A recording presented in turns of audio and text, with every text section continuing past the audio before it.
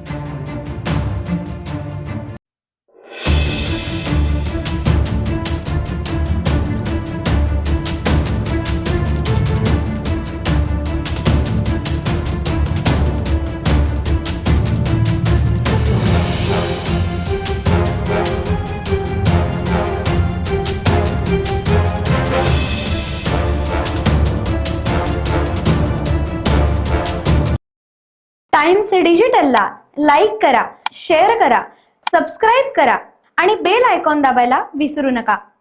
Times digital.